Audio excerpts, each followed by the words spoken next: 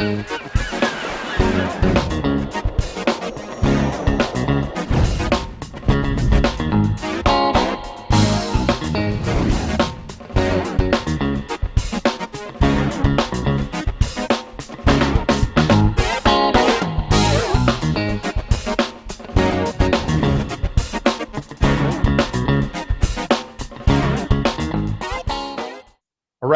welcome to the podcast. Thanks for having me. So Arinze, you're now the communications director for the Coalition Against Insurance Fraud, correct? Correct. So you took Jim Quiggle's, you're Jim Quiggle's replacement. Jim retired, and then you've gotten involved with the coalition, and you're the wonderful world of insurance fraud. Yes. I've been trying to fill these very, very large shoes that he left in my office. They're about a size 20. He spent 20 years in the field, so it's been a whirlwind, but enjoying it so far. Yeah, I'm going to send this episode to him first, and we're going to make sure he critiques everything that you say, and then he's going to give you some notes later on. I'm sure he'll have edits. He always does. So why don't you tell our listeners a little bit about yourself? Since everything has been virtual, not many people have probably gotten to meet you in person. So tell us about yourself. How'd you get involved with everything? And anything that we might want to know. Yeah, sure. It's a unique job market, starting a job, doing all of your interviews virtual, the whole nine, especially during a pandemic. I'm originally from Alabama. I came up to DC through politics. I was working on Capitol Hill, and then did a number of campaigns around the country, then did some political work in Baltimore, worked in Baltimore city government, and then eventually landed in the state's attorney's office. So that was my first stint in criminal justice. And I was doing communications work for State's Attorney Marilyn Mosby. And I remember we had a gentleman come, and he wanted to talk to us about speaking with our financial crimes unit. He hands me a card. It says NICB. And he says, I'm a retired, investigator. I now work for this organization, and, we've got some really interesting footage you should take a look at. And I saw this insane stage crash in Baltimore City. So that was like my first introduction to insurance fraud. And I remember seeing, I left there, went on to a PR agency, and then the Maryland Democratic Party. I was the state communications director there.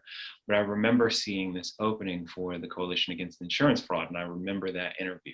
And so, I took a look, and they liked what I had to offer, and here I am. How is the coalition different than your previous job? So it's not politics or government. So this is a private sector job, but it's sort of freeing not to have the constraints of partisan politics. So that's a really nice change of pace. But the biggest thing is just wrapping my arms around the enormity that is insurance. It impacts every aspect of our lives, whether you know it or not. Me as a policyholder, I just, you bought a home, you need to go get insurance. Okay. You got a car, you need to go get insurance. All right. Here's your life insurance policy. Sign the form. All right. I mean, I never really gave a lot of thought to policies, to premiums, what's going on, what's driving those efforts, and almost no thought to fraud. And then it turns out that our most conservative estimate, 80 billion, is $80 billion worth of fraud. It's happening every year, not just, over the past 10 years. And so that number is actually somewhere in the hundreds of billions of dollars. And just sort of coming to grips with that, and then my job being how do you get that out into the public sphere, has been a brand new challenge, but it's been enjoyable. And also sort of learning the lay of the land remotely and virtually has also been its own unique sort of set of circumstances. Yeah, that's what I was going to ask you next is, So you come into the world of insurance fraud and you're new to it. So you're learning all these new things. So how's it been learning the ropes virtually? So we thought that we were going to have our annual meeting, our mid-year meeting, in person, given the progress that we're seeing on the vaccine front and the pandemic and cases going down. But obviously, it wasn't going fast enough, so we've had to opt into a virtual undertaking. Our annual meeting in last December was virtual, and that was the first time that had ever happened. Because what I'm coming to understand, and something that I've missed out on, is that a lot of this field is built off of shoe leather, like relationships, seeing people face to face. And there's this entire circuit of fraud fighters, moving around, doing conferences at various points in the year at different parts of the country. And that's how everybody stays networked together. So that's a big aspect that I'm missing out on, I guess, in the same way that maybe a high school graduate is missing out on graduation or prom or something like that.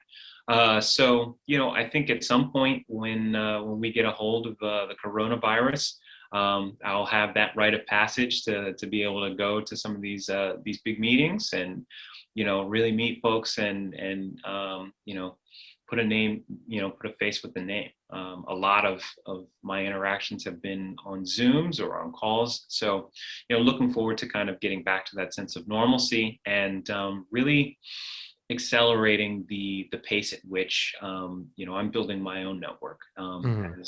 As you might understand, if you're working within a trade association, which, this isn't necessarily a trade association, but the coalition, represents so many different, members and aspects of fraud fighting.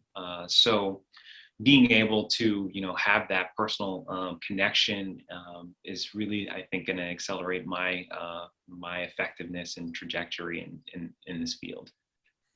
So you mentioned the mid-year meeting. Now, what about the end of the year meeting? Are you guys planning on having it in person or virtual, or are you not sure? Yeah, we're all systems go. We are looking forward to an in-person meeting.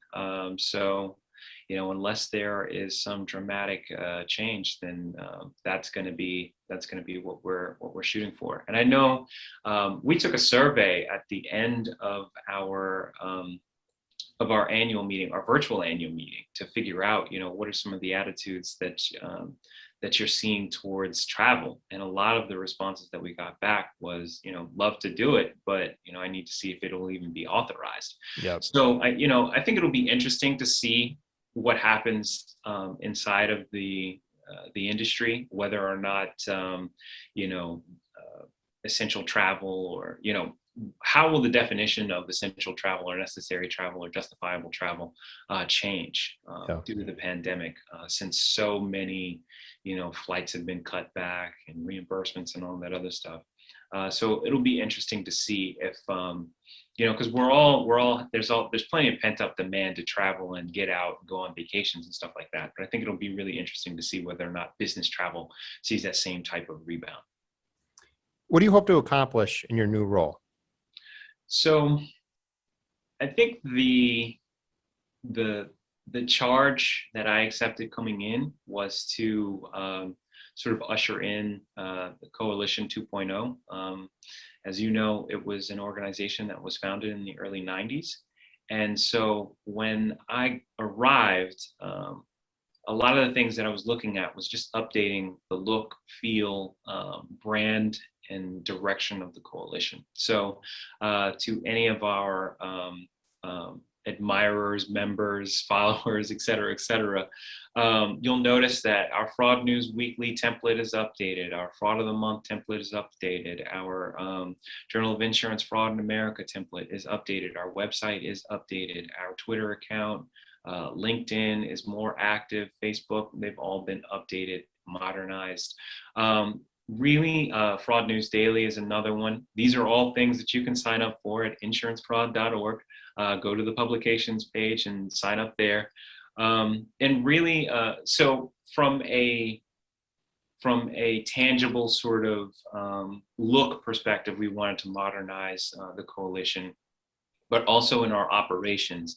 I've done a lot in terms of investing in our email program to make sure that we're staying in touch with our members. We've got a really big listserv, and we touch a lot of people in the field of fraud fighting. And I think that's an important resource that you have to nurture and grow. And so we're making sure that the emails that we send out are high quality, making sure that our communications programs are integrated so that you're seeing, cross promotion and content across. Maybe you're a Fraud News Daily subscriber, but you didn't know that we put out Journal of Insurance Fraud in America, JIFA. So you'll see in Fraud News Daily, hey, look at our new JIFA article, and vice versa. So making sure that our communications programs are integrated across platforms has been a really big goal of mine, so that we're really shining a light on the great content that we've been putting out thus far. We put out a mountain of original content, and making sure that people have access to it, can find it, and can enjoy it has been a high priority of mine. And then, with the new executive director, Matthew Smith, really ambitious, really looking to, spur a lot of growth and change. So the coalition has also seen a tremendous amount of growth. So we want to make sure that the new members, as well as the legacy members, are getting that value. And so that's been another big piece, is making sure that we're including our membership, giving them opportunities, giving them platforms, et cetera, through webinars and blog postings and all types of other things to show off what they're doing in the field of insurance fraud. So we've been busy trying to take a couple of moonshots before the year is out, but really doing the work of optimizing everything that we have going on, because the coalition, while it's small, it is hyper productive. So making sure that all of that stuff is getting its just due when we produce it. What's the biggest issue you faced or dilemma since starting the position? I think for me, it's speed. When folks talk about 10,000 hours, when you talk about this field being relatively new, it's approaching 30 years. There are people that have been doing this their entire careers. And, I'm a little bit slow to the punch. Like if I see a news story about a fraud, about a new scam, I have to read that 3 and 4 times over before it sinks in, like, what are they doing and how are they doing it? Whereas some of my colleagues are like, oh, yeah, they were doing that in 2007. Yeah, they read 4 words and they know how they did it after 4 words. I was like, oh yeah, this is exactly how they're doing it. So, editing, because we do a lot of writing, editing, content creation. I'm not as, I want to get to that point to where I'm just, like that. But that comes from learning and seeing, experiencing, doing. So I think that's been the biggest challenge. There's a lot of acronyms too. So, getting all of that to kind of like come together, because, some of these acronyms represent some very large, prestigious, and important organizations. So making sure that I'm understanding, the alphabet soup that comes with insurance fraud and insurance writ large, understanding the players, understanding the politics of everything, the relationships, the interconnectivity. So, to use a sports analogy, I'm looking forward to that point to where the game slows down. You can open up the playbook, and it's all sort of second nature. So what are some of the hot topics that you've been working on or discussing lately with the coalition? So we have a new infographic that is coming out next week, and it's about telemed. It's about telephone scams. So telemedicine has been a huge thing for us because of the pandemic. It has changed the way that regulators have enforced existing policy. It's created new policy, and with any change, with any sort of new dynamic comes an opportunity for fraud. So we're seeing fly-by-night, DME operations that don't have physical addresses because regulators can't drop by for in-person visits, that are, churning out back and knee braces and wrist braces and any type of brace you can think of. So these are the sort of rapid and dynamic changes that we're seeing. And, a lot of it is, I get this feeling like there's nothing new under the sun when it comes to insurance fraud scams, but you sort of get this new twist and this new feel as the times change. So looking at that, we've been talking a lot about emerging technology, AI, and big data, and how those tools are being used and implemented to fight fraud. That's been a hot topic.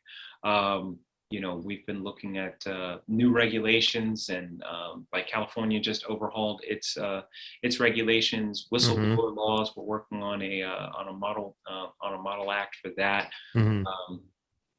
And it seems like every other day I'm reading something about somebody pushing a compound med scam. So that seems to be a really big thing that folks are onto these days. So there's a lot going on, a lot bubbling, a lot buzzing.